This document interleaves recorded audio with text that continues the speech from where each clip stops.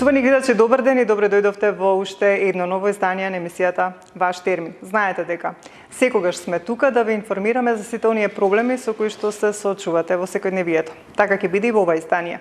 Оние кои што редовно не следат, знаат дека негде на есен имавме една емисија која што ја направивме во Центарот за биоинформатика, токму околу тоа што тие го работат веќе 6 години, точно ми се чини до април.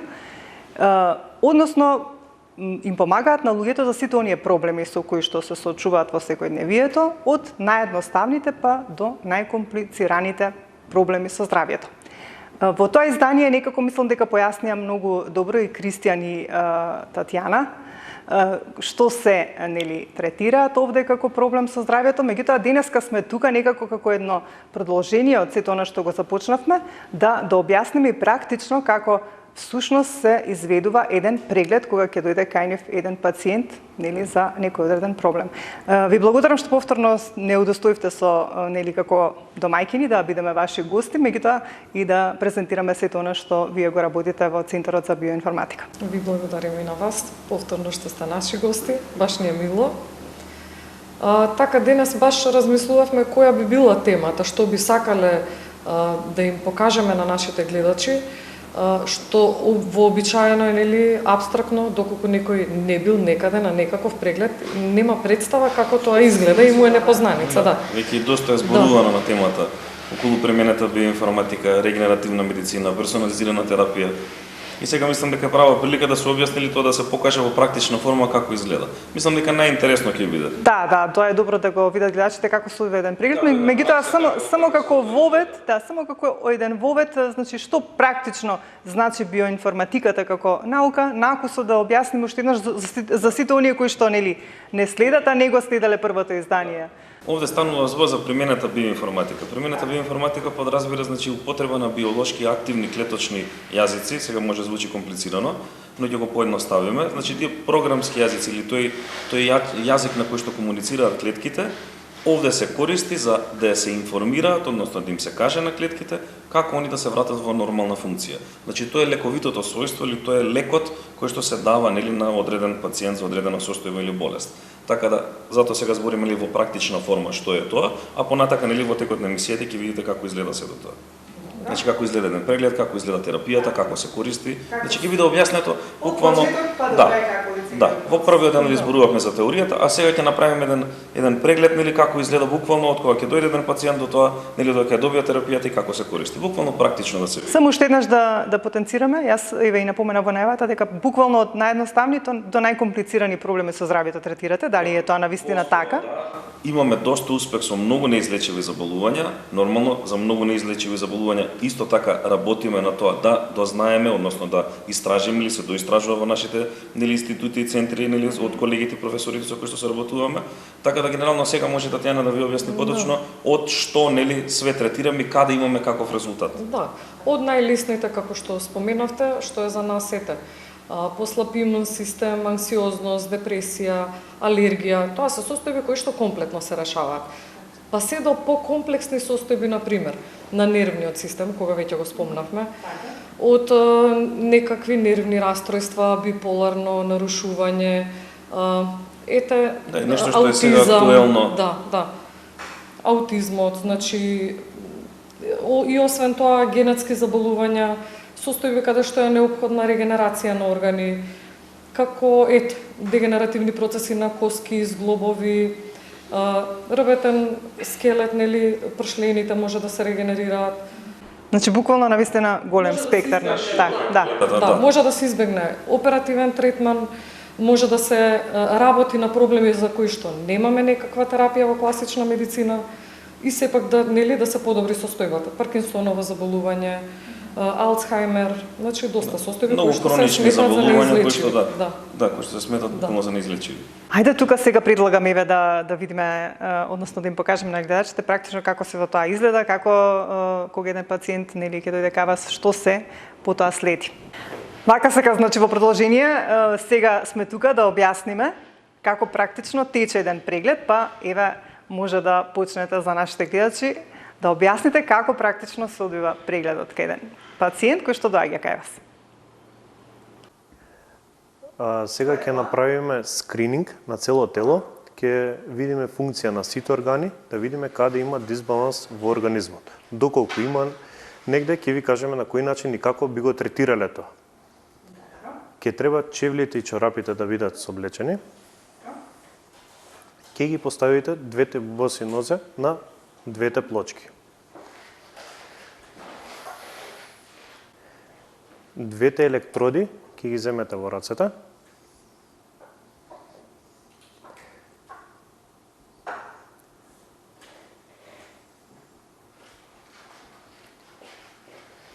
И двете мали плочки ќе бидат поставени на вашето чело. Скринингот трае од 10 до 15 минути, не се чувствува ништо буквално, нема несакани последици.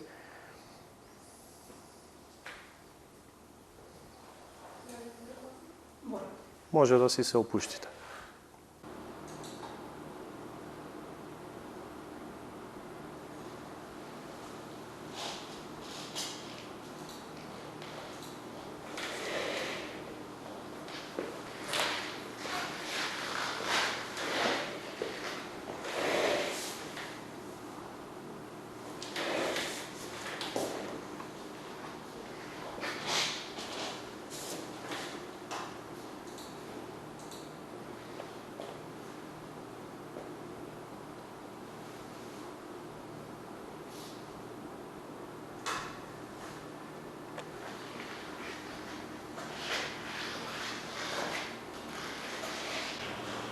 Во моментов што се испитува, моментално. Во моментот сега се прави скрининг на сите органи, буквално. Буквално на сите, наеднаш на сите, значи. Да, се гледа функција на сите органи, па од кога ќе заврши скринингот, Татјана Илиевска ќе ја објасни целосната слика.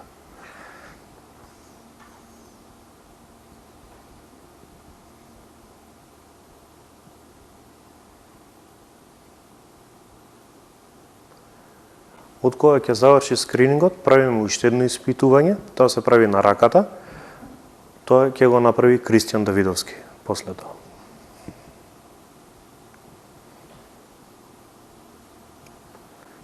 Очитувањето на сликата трае околу час, час и половина. Од кога се цело овој процес ќе заврши, потоа следи уште дополнително час и половина. Да, целосниот преглед трае околу час до час и половина, зависи од состојбата на пациентот. Предпоставам тоа е некоја анализа на сите тие податоци кои што ќе бидат добиени од ова испитување. Добро.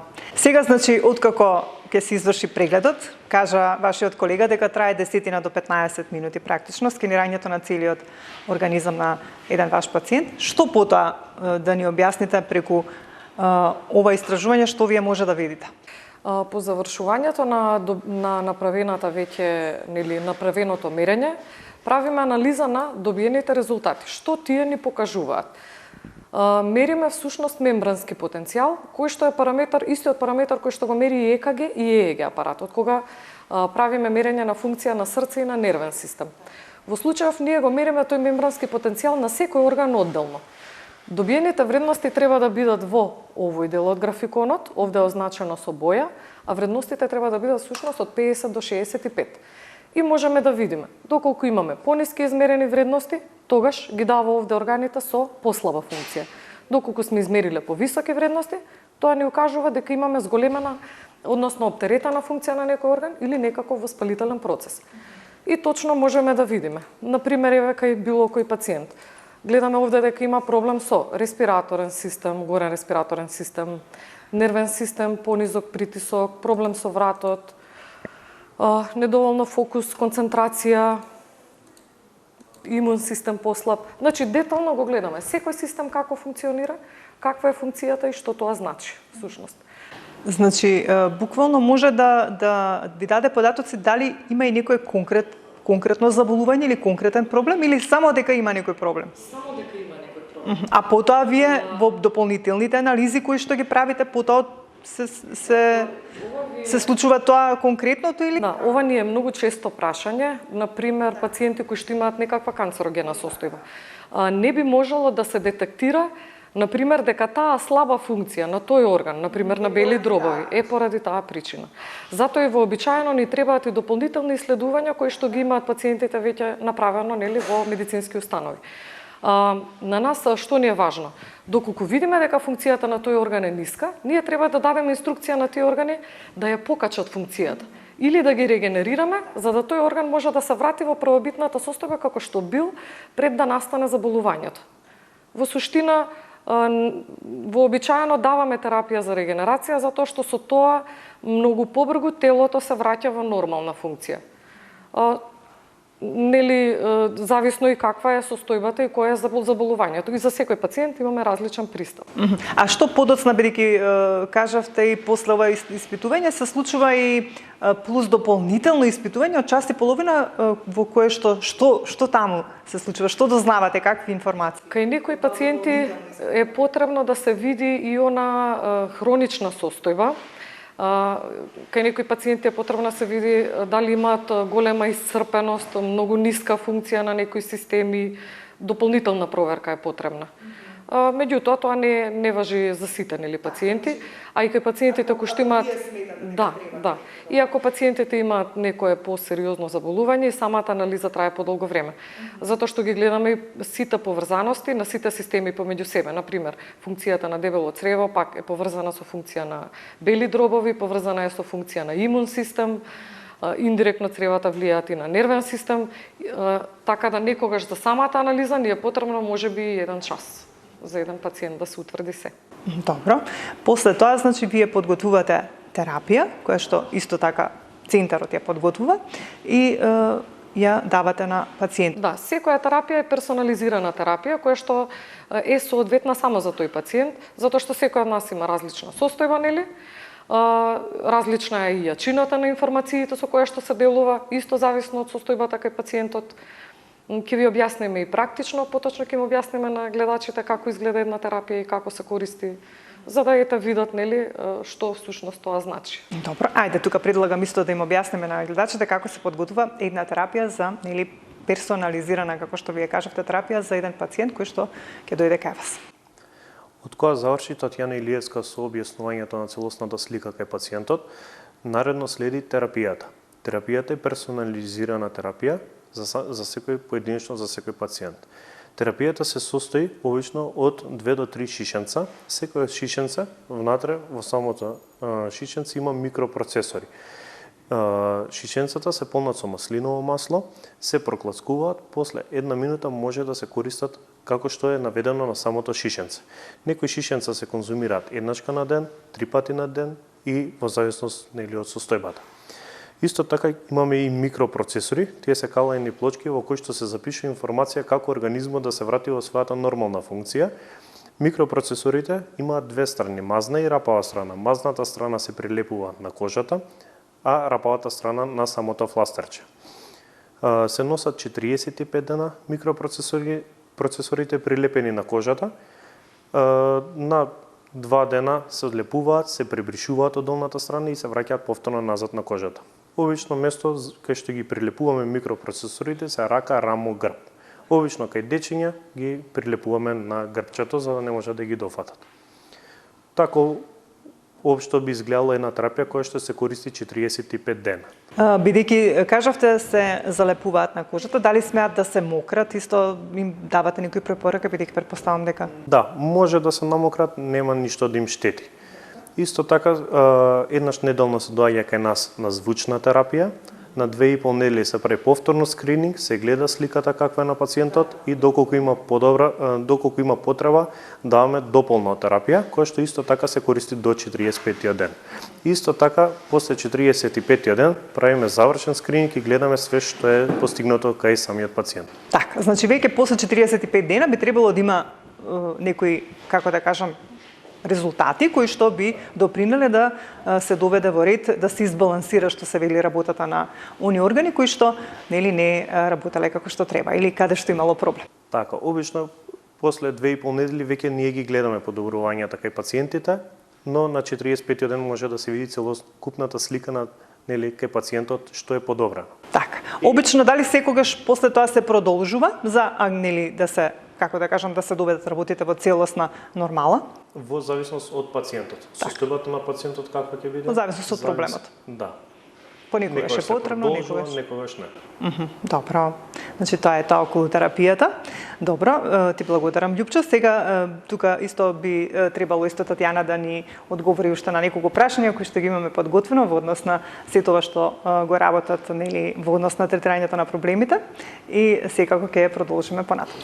Тања, значи како што кажавме, третирате многу проблеми. Ме интересира, бидејќи еве веќе 2 години како сме во пандемија на COVID-19, во минатото издание што го снимавме кај вас, кажавте дека третиравте и болни со ковид, нели? Успешно, нели, ги третиравте, им помагавте.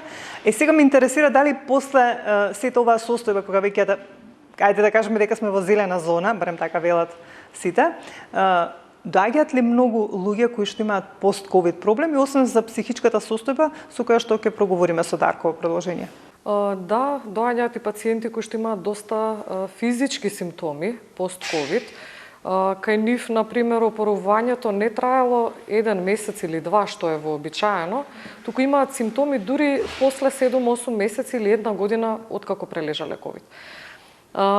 Значи имаме пациенти со болки во коски, зглобови, проблеми со работата на тенко и дебело црево, значи некои видови на колити, кои што значи симптомите не се губеле баш така сами. Проблем со меморија, многу специфично. Доста проблеми со кардиоваскуларен систем, значи градна болка, стегање, што сепак се должи на тоа воспаление на обвивката на срцето, всушност, поради тоа вирусно заболување. Пациенти со многу слаб имун систем, малаксаност, слабост, која што е некако необјаснива, меѓутоа појава исто на алергиски некакви реакции на кожата, како уртикарии, многу специфични проблеми. Да, бидејќи онака со вашите колегите, нели, доктори кои што говориме во секој издание на ваш термин, кои што ги имам, кога ќе ги прашаме, секогаш велат дека да, има многу и мозочни удари, и со тироидната проблеми, и со бубрезите, и значи буквално сите оние системи кои што се зафаќа како проблем со ковид вирусот, се и во пост-ковид проблемите Ова суштина рече се сите системи на некој начин кај различни пациенти имаат изреагирано, доколку тој систем кај тој пациент биде еден од најслабите. Да. Значи вы успешно ги третирате и овие проблеми. Апсолутно. Тие значи дефинитивно комплетно се враќа организмот во нормала, се губат симптомите, пациентите се враќаат како, нели, пред таа состојба, пред ковид, и одлично функционираат. Сето тоа се постигнува. Само нако се спомнавте алергии, ме интересира сезона на алергии. Сме веќе пролет, нели? Многумина од луѓето имаат такви проблеми и навистина многу се, како да кажам, специфични, измачуваат и долготрајни, па дали помагате и за овие проблеми? Имаме комплетно решение и 100% враќање на имунолошкиот систем во нормала кај пациенти кои што имаат алергии. Значи, тоа е алергијата е всушност модифициран имун систем кој што започнал да реагира на супстанција од околината како на алерген, што не е соодветно, нели, не се случува кај сите луѓе. Кога ќе го вратиме тој имун систем комплетно во нормална функција, тој престанува веќе да реагира на сите тие супстанции од околината како на алерген. И во суштина се губи алергијата. Тоа докажување дека се губи алергијата вообичаено го правиме со лабораториски тестови во било која лабораторија кај нас, каде што точно се гледа колку се создадени имуноглобулини, дека веќе нема алергија пациентот на тој агенс, да кажеме. Така да досега може да кажам дека тоа ни е една од најуспешно третираните состојби досега. На истиот принцип. На истиот принцип со персонализирана терапија и со враќање на целиот организам во нормална функција. Ти благодарам ти. Ви благодарам и на вас. Дарко Стојковски, значи и ти си дел од тимот овде во Центарот за биоинформатика. Како што напоменавме и претходно, некако како за крај ќе поразговараме за сето она што ковид пандемијата го предизвика како последица, а ми се чини дека најмногу се одрази врз психичкото здравје кај луѓето, значи врз психофизичката состојба. Исто ти си во тој сегмент, нели, стручен, па ме интересира да ми кажеш колку и како е во однос на сето ова што подразбира психичка состојба, колку луѓето навистина беа засегнати? Со оглед откако започна процесот на пандемијата, значи се случи еден, можем да кажем, паралелна пандемија на психолошки заболувања.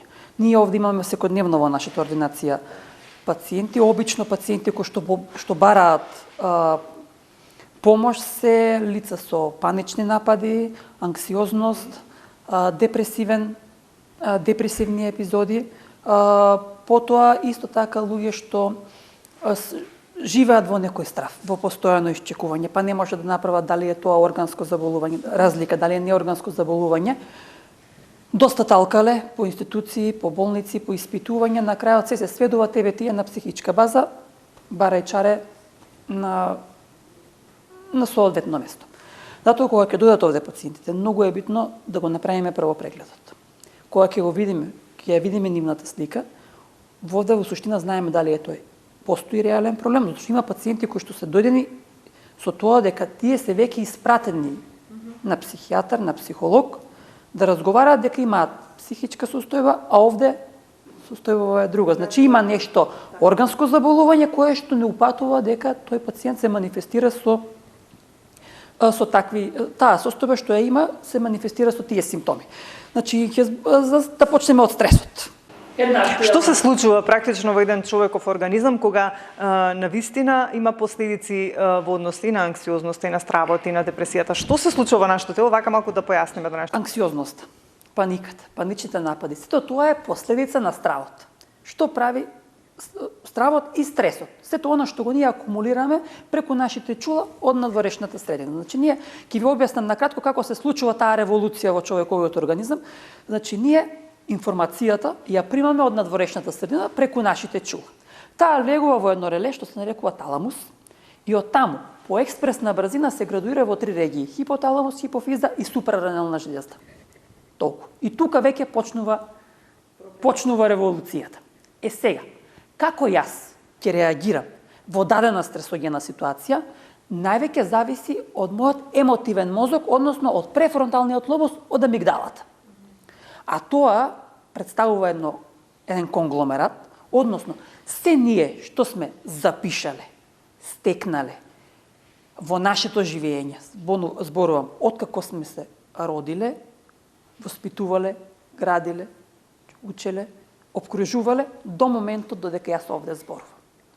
Сето тоа кога ќе го собереме прави еден конгломерат и не истакнува нас како личност. Па како ќе реагирам јас во ситуацијата? Дали ќе фрлам, дали ќе тепам, дали ќе викам, дали ќе мавам?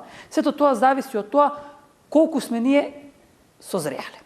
Сега овде, откако почна пандемијата, се случи една елинеација на луѓе, каде што ние Некако тие што се поемотивните ги засегна или обично ги засека емотивните луѓе, луѓе што сакаат да перфекционисти, луѓе што сакаат да задоволат сечија потреба, да се добри, едноставно едноставно првично тие страдаат од овие состојби, бираат зборови, а сето тоа си прават нивно измачување, внатрешно што викам јас, ствараат материјал каде што имаат црвот да врти. Сега кога ќе почнеме ние да разговараме, кога ќе видиме до каде ги отстрануваме тие работи, им се дава соодветен третман и обично имаме големи постигнувања во решавање на таквите проблеми, особено со паничните напади, со анксиозноста, депресивни синдроми, имавме отскоро пациенти со биполарно нарушување, со халуцинации, видни халуцинации, слушни халуцинации. Потоа имавме пациенти со постоперативни халуциногени реакции, така да сето тоа е решено, само треба да им се обрне внимание, бидејќи тие од самиот страв живеат во една агонија, постојано исчекуваат нешто лошо да им се случи, тие не може да се ослободат, да дојдат и да отпочнат процес на лекување. А во време на пандемија, каде што ни се случи едно оттуѓување на човек од човек, тоа па се дополнително манифестира во состојбата, бидејќи ние требаше да правиме физичка дистанца, а да не се затвараме. А ние се случи ги затворивме пациентите во изолација. Кога беше периодот на изолација и кога е периодот на полициски час, кога што имаше ограничување за движење, тие што имаа таква состојба, тогаш паниките и паничните атаки беа најизразени. Бидејќи е затворен, нема каде си вика јас сум сега затворен, јас сум болен, кој ќе дојде, како ќе ми пружи помош и како јас ќе отидам до институцијата да побарам здравствена помош. Така да тоа ни се случи како една причина, да кажам, за да се зголеми бројот на пациентите со овие проблеми, инаку реално од симптоми што ги тие осеќаат, психолошките симптоми и симптомот што кај луѓе со постковид психоза, обично постковид психозата се јавува кај секој втор, може да кажем, пациент, таа желба за воздух, или што ја викаме ние глад за воздух, кај пациентите што беа ковид позитивни, со потешка клиничка слика, е толку многу изразено како што пациентот да се наоѓа во една гасна комора. И тој буквално се бори за воздух, не може да дојде до воздух, а истите тие симптоми ги прави и паничниот напад. Да, тоа сакав да прашам, бидејќи честопати луѓето кои што имаат пост-ковид проблеми, е еден од проблемите и тој недостаток на воздух. Дали вие тука кога ќе дојдете разграничувате дали е тоа од последица од ковид во однос на дишните органи или последица од ковид во менталното здравје? И тоа ви го кажав и на почетокот кога почнав значи се разграничува што е што. Ние, значи, прво, најбитно ни е да видиме ние што ќе каже апаратот. Какви промени ќе видиме, а потоа ќе разговараме со пациентот и правиме една граница. Дали тука постои вистинска причина и треба да третираме состојба, или постои само една, да кажеме, ипак состојба, но психолошкиот дел, емотивното поле треба да го коригираме, да ги коригираме хормоните, да видиме како работи надбобрежната жлезда, бидејќи има огромно значење во паниката, во анксиозноста, како работи, во каква состојба е желудникот. Пациентите што се со панични напади, со анксиозност, тие имаат голем процент се јавува гастритис. И тие се третирани од гастритис, но во суштина причина за гастритисот е една емотивна природа, од психолошки карактер. И те тука ги разграничуваме работите, се насочуваме на тоа што треба да го... Значи на причината. На причината и за кратко време се осеќа трансформација и пациентите веќе доаѓаат, бидејќи јас претходно, пред да работам овде, сум работел во институција каде што сме ординирале терапија и можам да направиме на многу добра паралела на случувањата, кога ќе се постави пациент на антидепресивна терапија и кога ќе се третира пациент со биоинформатичка терапија. Значи, кога ќе дадеме антидепресивна терапија, додека таа почне да делува, пациентот чувствува дополнителни изнемоштувања. Тоа е конфузен, збунет, постпан, без енергија, со нагони за повраќање, па се прави титрација, постепено се воведува во терапијата, постепено се исклучува. Сите тие симптоми несакани ние овде ги немаме.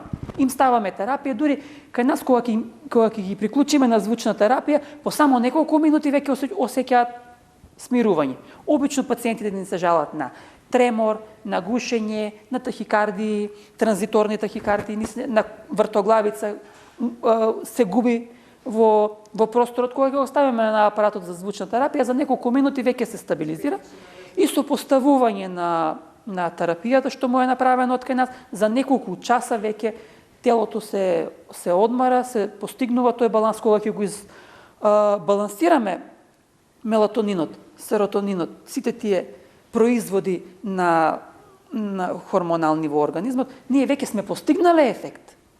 Бидејќи, пак ќе кажам, бидејќи ние овде мериме едно функционалноста ја фаќаме на тие органи, на тие органски системи, на тие жлезди и многу ни е битно да знаеме што и каде. Не одиме опширно, одиме прецизно, концизно и добиваме резултати.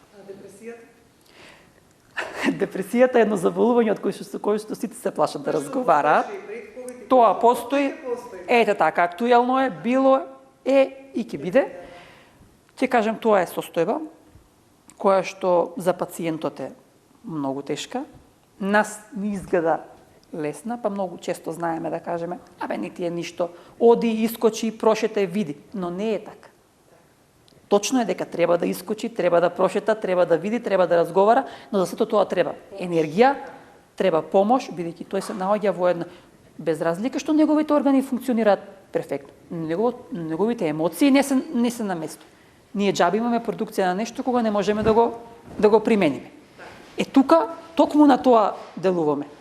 Енергетски, на расположението, на чувствата, на емоциите и веднаш организмот сам се престројува и си прави односно си влече тоа што му е потребно на него. И имаме перфектни резултати. Наскоро на нашата официјална страна ќе можат гледачиве да отворат, да видат, ќе објавиме и студии согласно со нашите пациенти, каде што ќе можат лични искуства да прочитаат токму од оваа проблематика и од многу други проблеми што сме третирале, но јас ево исклучиво ќе се задржам на моево поле околу емоцијата, околу психата. Так, значи можеме да констатираме дека од сите оние пост-ковид проблеми дека во поголем дел од 50% се психичките? Значи обично е пост-ковид психозата, тука се тие панични атаки каде што пациентите уште не можат да стекнат самодоверба, да искочат од тој затворен круг, од тој страв и да се ослободат, односно да се впуштат во стравот. Тука нема што да лекуваме, тука само треба да се работи на тоа да живееме сега и овде. У моментот сега ми се случило паничен напад, овде ево пред камера ќе го проголтаме некако и повеќе еднаш кога ќе му ја затвориме вратата на тој неповикан гостин, тој повеќе нема да се јави. Треба ми се чини дека и самите пациенти малку да си дадат сила. Пак ќе кажам, за да го направиме треба и помош. Потребна е таа помош. Ние можеме да правиме психотерапија, можеме да разговараме, но додека самиот организам не го натераме, да тој сам си произведе што му е потребно, ефектите ќе ги има, но ќе бидат многу во задоцната фаза. Овде се случува нешто по-кратка. За третманот е на ист принцип како и другите работи што се третираат со она што го презентираше Љупчо, со персонализирана терапија. Така, да. На истиот принцип е, значи се користат микропроцесори прилепени на кожа, се користат микропроцесори потопени во маслиново масло, како што ви објасни колегава, немаме несакани ефекти, ги прескокнуваме тие нос ефекти, едноставно ги чувствуваме само благодетите од терапијата. И под секојдневен мониторинг пациентите можат особено да се јават, стоиме на располагање, сите имаме административни работници, јас, колегиве, значи буквално за секоја промена има подобрување, во тој дел е подобрувањето, овде осеќаме дека отстапки има, не можеме да се постигне, па ќе додати направиме воредна контрола, ќе се консултираме, ќе дадеме дополна. Сето тоа значи сме ние на целосно располагање на нашите пациенти што се третираат во нашиот центар. Секој може да дојде, на секому ќе помогнеме, да ни се обрати за мислење, да праша, бидејќи многу често ќе се јави некој, ќе ни каже, ние веќе имаме направено испитување, ние ги признаваме и тие испитувања, сето тоа нас не еден добар правец за да знаеме на почетокот како да се, но ние исклучиво се водиме по нашиве прегледи, што ги правиме овде, што ги објаснија колегиве, значи кога ќе ја прецизираме состојбата, исто тие претходно медицинска документација што ќе ја донесат, може да ја употребиме, но и не мора, можеме да ги скратиме тие обврски да одат по другите институции паралелни да прават испитувања со само неколку минути како што ви презентиравме и претходно, ние веќе имаме комплет увид на целата здравствена состојба. Така. Јас само можеби заборавив Татјана да ја прашам, меѓутоа би сакала вака само уште еднаш да го пустам како прашање, бидејќи како што кажавте, имаат луѓе кај вас, односно имаат испитувања, па доаѓаат кај вас со одредени веќе сознанија за нивната состојба со здравјето, па дали само може, например, да дојдат со тоа испитување и вие да им дадете само терапија, без да ги испитувате? Вака, сега ќе ви одговорам на тоа. Ние такви барања добиваме од нашите пациенти, тоа е можно, но тука за прецизноста на терапијата, за делувањето на терапијата, колку ние ќе постигнеме ефект, не можеме да гарантираме. Бидејќи ние немаме прецизност кој орган колку работи. Колегава кажа дека ние работиме со биолошки јазици. Ние се обраќаме на органот со одреден јазик како тој треба да работи. Сега вие доваѓате за гастрит, ние пример имаме готова терапија за гастрит, но многу е подобро кога ќе видиме во каква состојба, што го предизвикува гастритизот. Да објасниме само поголем ефект би имало кога вие би се разбира, ние целосно гарантираме за одредена состојба за постигнување на резултатите кога ќе направиме комплет скрининг, терапија и постојанен мониторинг, следење, консултации за тоа. А со готова терапија може, но колку процентот ќе биде на ефикасност, за тоа не можеме да гарантираме ништо. Така, до сега кажавте дека го третирате овој сегмент во однос на ова што го работи Центарот за биоинформатика, исто практично 45 дена трае терапијата, исто така? Исто е третманот и за депресивните, за психолошките состојби, за сите заболувања, така? Е тој просек, 45 дена. Има ли ефект Во тие 45 дена или Во тие треба? 45 дена обично ке психолошките овие состојби се за многу брзо, за некаде околу 2,5 недели до 3 недели веќе до првата контрола ние имаме над 50% кај некои пациенти постигнато ефект. Обично кога станува збор за панични атаки, за анксиозност, за депресивни синдром, каде што немаме некоја органско нарушување, тука емоционалното поле се средува многу брзо. Веќе кај што имаме некоја или хронична депресивна состојба, пациентите биле со години на антидепресиви. Ние имаме пациенти што доаѓаат што пијат хронична антидепресивна терапија по 10-15 години. Ние имаме пациенти со по 10 до 15 мг дневно бензодиазепински.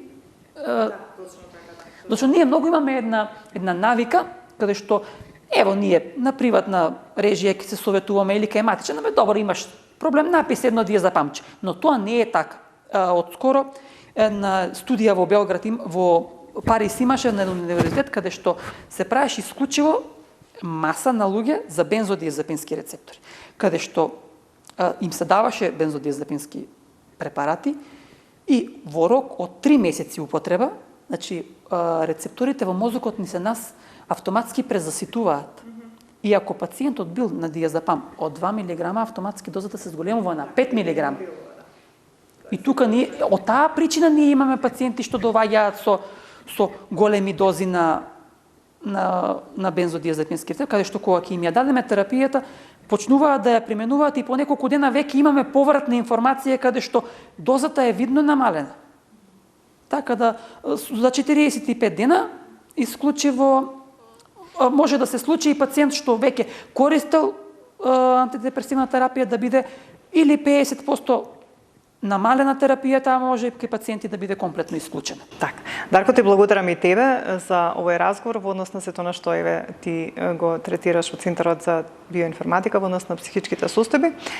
Се надевам дека во сето она, понатаму што ќе го работите, секогаш ќе имате 100% успех. Так, благодарам и на вас уште еднаш што додовте во нашата ординација да видите, да им доловиме на пациентите како се тоа се случува, бидејќи малку за некому може ќе е нереално, за некому ќе рече сега, од неколку минутно седење со 2 електроди во рака, но секој што има било каков сомнеш, слободно нека се консултира со нас, ние сме овде на располагање да му објасниме, да му кажеме и кога ќе ги осети бенефитите, тогаш семејно ќе дојдат. Јас дојдов овде пациент, сега целото моје семејство сме овде пациенти, така да кога човек ќе осети реално подобрување и решавање на некоја, зборуваме хронична состојба, не тековна, тековните се за нас поситни работи. Зборуваме за хронични состојби каде што луѓето со години се измачуваат. Помеѓу нив и психолошките. Така, ти благодарам уште еднаш. Ви благодарам и нас. Почитувани гледачи, еве се надевам дека се тоа што во оваа емисија ви го презентиравме од Центарот за биоинформатика, кој што нели веќе 6 години, напоменав и на почетокот, постои. Тука се значи Татјана Илиевска и Кристијан Давидовски, кои што се некако основачи и главни во овој Центар за биоинформатика, секако со сите оние нивни колеги кои што ги имаше во оваа емисија. Па доколку имате некој проблем со здравјето, можеби не сте можеле да го решите, не сте успеале, тогаш можете слободно да не искомуницирате. Нас, исто во телевизија Сонце, ќе ви го дадеме контакт бројот од Центарот за биоинформатика, да ги посетите и се разбира да им дозволите да го решат вашиот проблем. Толку во денешно издание од Центарот за биоинформатика ви посакувам убаво попладне, имајте добро здравје, чувајте се, ние повторно ќе се видиме за 7 дена во исто време.